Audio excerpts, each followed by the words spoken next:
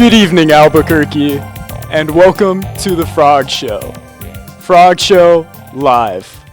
We are Albuquerque's renowned public access program, and today we are so excited to share with you some citizen science and musical guest chromolith. For this episode, we have particular interest in abiogenesis, widely known as the primordial soup. The primordial soup is the point in which non-living compounds became self-replicating. In a universe where entropy is destined, why did a cluster of molecules just decide to gain some moxie? Why did the circumstances align so well for these elements to do the impossible? Eons later, we humans began this pattern of developing ages in which we leverage our newest technologies to create the next big thing at unprecedented levels. Think the Bronze Age, the Industrial Revolution, and the current age, the Information Age. What is this thing? What is this building? What is this compulsion of creation, this invisible hand that has been encouraging us to defy entropy? And a bigger question for this era is, why is it encouraging us to seemingly create beyond our means? I don't quite think we'll be able to answer that tonight, but let's just go ahead and talk about the primordial soup. This right here is a 4-dimensional TV we bought on Facebook Marketplace. The crazy things you'll find on there, right? So it's going to give us more insights into this primordial soup because it's magic. So let's go ahead and power it on here. Gotta give it a second to warm up. Sometimes it's like negotiating with an old lawnmower. Let's see what's on TV. Okay, folks, we're getting a clearer picture here. This appears to be some friends enjoying beverages at a bar. This kind of looks like Differential Brewing Co. in Albuquerque. Primordial soup. Do you think it was more of a soup, more of a bisque, more of a stew? I think it's pretty watery. Yeah. The primordial soup. Are we talking like a chicken noodle soup? Thinner than that. Yeah. Okay. I'm getting mad stew vibes from the primordial soup. That thing's been boiling for centuries. Centuries, perpetual stew. I don't know. I do think I would have gotten out of there as soon as possible, but I would like the option to go back. I really would. There's something comforting about it. I guess technically you can return to the soup, so to speak, as it is a perpetual stew. You could just go swim out into the ocean and eventually return to nothing but atoms. Okay, wow. I love their insights into this conversation. The only thing I'm noticing is that they're kind of not giving space in their conversation for their more demure friend to weigh in. Albuquerque, I'm so incredibly interested in hearing like what this individual would have to contribute to our conversation of the primordial soup. So here's what I propose. We have some more time before the episode ends. If you are in Albuquerque, head to Differential. That video is live. Head to Diff right now, and they would possibly be sitting there. I'm not kidding. They might really be there. And before the show ends, if you were to video call me on Instagram, we would be able to get his perspective in the show. So seriously, if you're at Albuquerque, head to Diff right now, and let's see if we could get him to weigh in on the primordial soup. All right, so we're gonna go ahead, we're gonna check back in with that later, and we're going to keep the episode going. The primordial soup is as much a scientific topic as it is philosophical. So let's hear from a real scientist about how life on Earth may have started. Albuquerque, I would like to introduce you to scientist Mraz. He is an avid bicyclist, a fungi enthusiast, and treasurer of the New Mexico Mycological Society. Scientist Mraz, please tell us about the primordial soup. Thank you very much, Devin. Hello, I am your resident scientist, and today we're going to be talking about abiogenesis, or as I like to call it, the hydrothermal primordial soup. Abiogenesis is the appearance of life from non-organic sources. We can rationally assume that life did not just miraculously appear on Earth, but instead, like a good stew, it was a combination of diverse ingredients, varying temperatures, and a lot of time to simmer. But this still begs the question of how. How did life emerge from these ingredients? What could have driven early molecules to combine together in an enclosed space to do the things that living cells do? I will attempt to elucidate some of these questions with the help of a few theories of abiogenesis: the hydrothermal vent theory, the RNA hypothesis, and of course, primordial soup. This is a really big topic, so let's narrow down the scope. Instead of talking about how organic molecules first came to be, I want to focus on the conditions which allowed for these molecules to combine and, most importantly, self-replicate. To help understand the conditions of prebiotic Earth, we need to go back in time, some 4.5 billion years ago. Early Earth was hostile, to say the very least.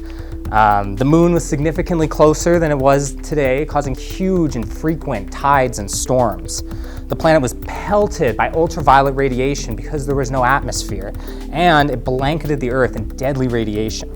But within all of this constant chaos, there lies a sort of geological stew. In the depths of our primordial oceans, shielded from the ultraviolet radiation and the crashing waves, was a place that never dries out, never gets too hot, too cold, too acidic, or basic. This place is an alkaline hydrothermal vent, and it's from this very nourishing cradle which early life may have taken hold. Hydrothermal vents are fissures in the crust of the Earth. They appear near volcanoes and they're underwater, and they're an ejection point for hot underground water which has been sucked in by the volcanic system. And groundwater will precipitate as it interacts with the cold ocean water. One of the good features about this precipitation is there's a molecule called iron sulfides which precipitates and causes the formation of the traditional vents which you see here. From the formation of these traditional vents allows for special chemical reactions to occur. One of the special chemical reactions is iron sulfide turning into a pore-like bubble structure. This is very important because this pore is an enclosed site for chemical reactions. These enclosed sites are also semi-permeable, which means they would trap certain molecules within them while allowing others to pass. This is very important because it allows for these bubbles to facilitate complex, unfavorable reactions. So within these small soapy bubbles that we see here, we are seeing rare and hyperspecific reactions are being driven by a huge influx of molecules from the vents. The temperature and pH gradients, mind you, the basic groundwater is extremely hot and the acidic ocean water is extremely cold, is allowing for a happy middle ground to exist within these microscopic bubbles. Funny enough, this exact happy middle ground is the exact same conditions that our own cells thrive in. From this point, it seems like only a matter of time before the next big thing happens, and that thing is a catalyst. Life cannot exist without catalysts. Catalysts are special molecules which molecules and proteins which facilitate unfavorable reactions to occur. Think of it like climbing over a mountain versus going under it. They both lead to the same destination, but one requires significantly less energy. So, how did these catalysts first appear to drive the reactions of early life? Remember those iron sulfides I was talking about? These inorganic molecules hold the answer to this question. One such molecule which existed in early Earth, specifically hydrothermal vents in great abundance, is greigite. Greigite is an iron-nickel compound which acts as an excellent catalyst for organic molecules. If we go back to our soup within the vents, these simmering bisque bubbles, which are now made up of an iron sulfide, protein, fatty acid gel, are the perfect candidate for not only these greigite compounds to attach to and land, because they can't pass through the semi-permeable membrane, but for the appearance of additional molecules called amino acids to attach to them and to begin coiling. Mind you, a protein is usually a metal catalyst with a large string of amino acids around it. So we can imagine a system of not only a small metal catalyst, but is now surrounded by amino acids. And this, by definition, is an enzyme. So now we have enzymes that are driving even more unfavorable reactions. It is becoming all too likely that self-sustaining reactions must occur next. In order for life to be continuous, it must have informational storage. DNA is that storage, but on early Earth, there is no DNA. This begs a puzzling question of how these molecules first came into being, kind of like asking whether the chicken or the egg came first. But to answer this question, we must examine DNA's older sister, RNA. RNA is a very interesting molecule. Not only does it orchestrate the final step in making proteins, but it is able to act as a catalyst, it is able to self-assemble, and it is able to self-replicate. Another exciting feature of RNA is its simplicity. They are made up of ribose, which is a sugar that's actually been found on early meteorites in our solar system. It's made up of a phosphate, which is extremely abundant in our early planetary crusts, especially in hydrothermal vents. And it's made up of purines or pyrimidines. These are early nucleotide molecules, which have also been found on early meteorites. Going back one last time to our hydrothermal nursery, with the power of catalysts, gradients, and the perfect combination of a self-replicating RNA molecule, this self-sustaining system is not only possible, but unavoidable. This is very important because this self-replication is what will pave the way for life to have continuity. From this, an enclosed, self-sustaining, RNA-driven bubble capable of maintaining the happy medium which it had inside its nursery, also called homeostasis, could conceivably break free from the vents, sinking down into the mineral-rich sediments where it is protected. Now, with a little seasoning from some more metal catalysts, some healthy doses of cosmic radiation, and a lot of simmering, our young self-sustaining bisque becomes emergent life. Now, for all the ideas I've presented, there are still many gaps in these theories. I would be a bad scientist to pretend that these theories are anything more than theories. There are still many questions about where DNA comes from, how DNA polymerizes, and how it came to be the main genetic code over RNA that have not been answered. But even with these limitations, I truly believe the ingredients are all laying in front of us. We have shown that all of life's precursor molecules can be made inorganically. We have provided an electrochemical inorganic system which provides and promotes unfavorable reactions very similar to our own cells. And we have shown that enzymes can self-assemble, either from RNA or metal catalysts, to drive and support a self-sustaining, self-replicating system. The final step is a little bit of faith. Faith that the young minds of our future will continue to put the pieces together to uncover the greatest mystery of modern biology. Thank you very much. And thank you very much, Scientist Mraz, for helping us to unravel the mystery of the primordial soup and how life may have begun on Earth. Appreciate that. Now, as a reminder, let's check back in on what the 4D TV showed us. So yes, this is the screenshot from Facebook Marketplace of that 4D TV we purchased, and it's just been giving us insane insights. When we turned it on, it showed us this bar scene of friends having conversation about the primordial soup. Let's see here. It appears to be a differential brewing. The primordial soup, the way it would feel, it would be like you're in a pool made of warm velvet. That's what I imagine the primordial soup felt like. Primordial soup, I just feel like it was easier back then, you know? But I don't know. I think if I was in the primordial soup, I would have been the first guy to grow legs and get out of there. Well, we love their insights, but we feel like they need to be giving conversation to their more demure friend in the group. We're so incredibly interested to hear what our friend in the frog hat has to say. Bet he would have valuable insights into our conversation about the primordial soup.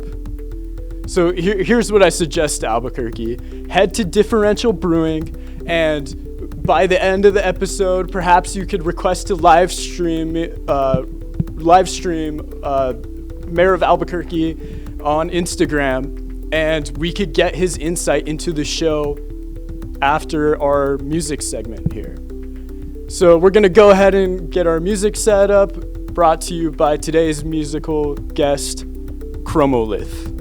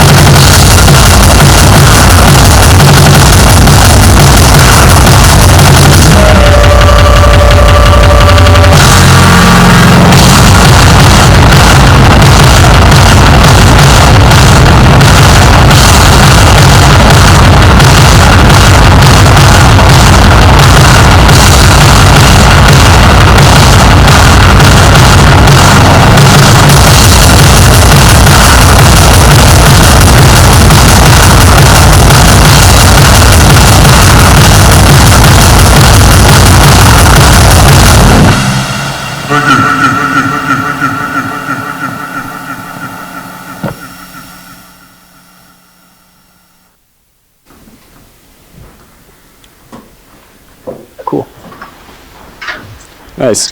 Hey there, Albuquerque. Welcome back. So that was an amazing set from Chromolith.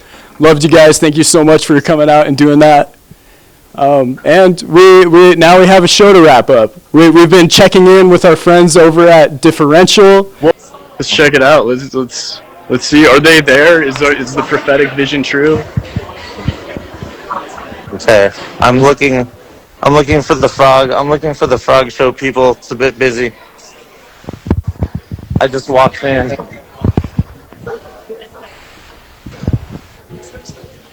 Give me just a second.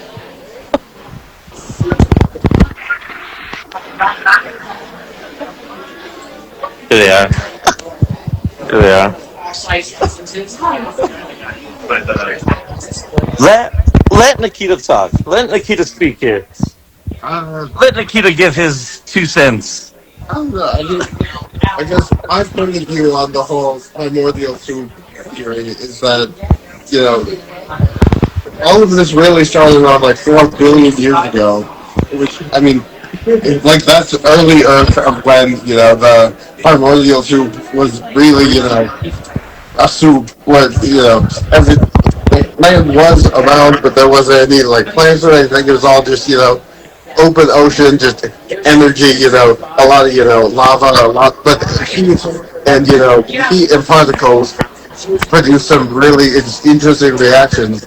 And, there's this, this whole theory was produced by a guy named Alexander Oparin, and, he did some experiments in a lab where he was able to determine, or I guess show that early life could be possible, where, he just had a flask and, added some heat and, a whole bunch of, amino acids and, some other things, and was able to, have things come together and produce, actual, chain reactions and chemical experiments. So I feel it is a very credible theory, and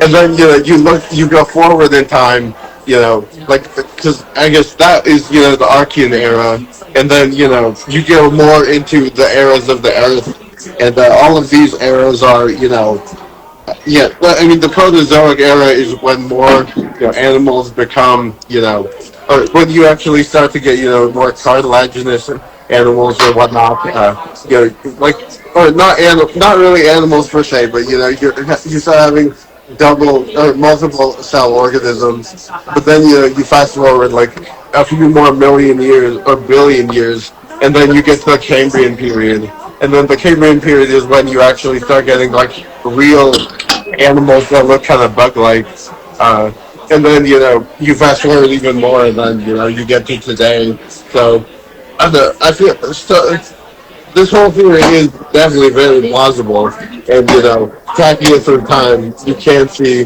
that this evolution is, it's a very plausible theory. So I created a bit of a slideshow of just some visual aid.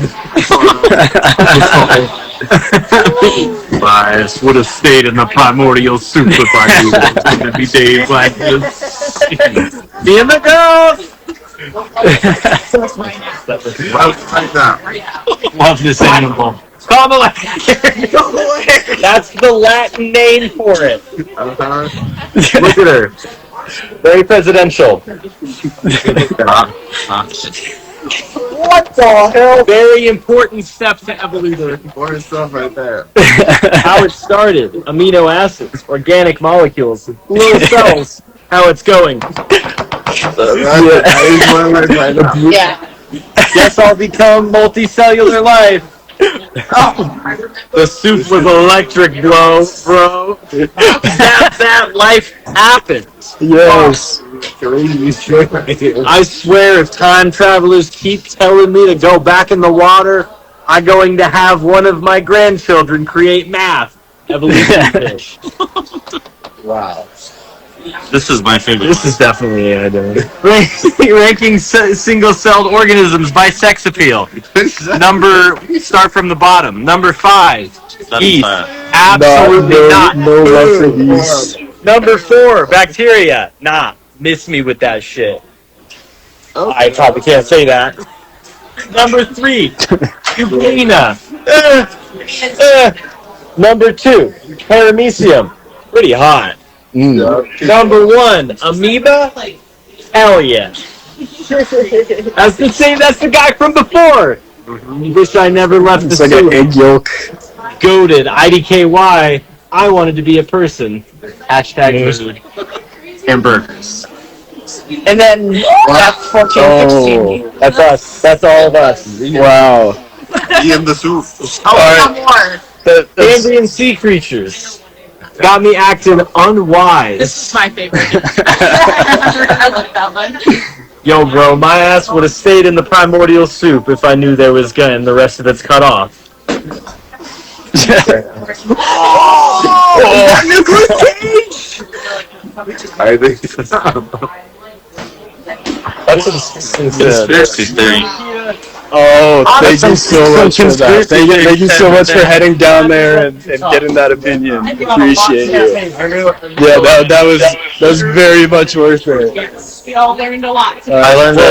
We learned a valuable lesson today. I think we have. Yep, indeed. Well, I think we're gonna go ahead and wrap up Frog Show here. What a conclusion! What an end! Oh man, thank you so much, Albuquerque, for heading down there and like sorting that out for us. We're all gonna head to Diff after this, so see you there. Yeah. This is Frog Show 4D. I'm so loving the primordial soup. All right, thank you. That's all.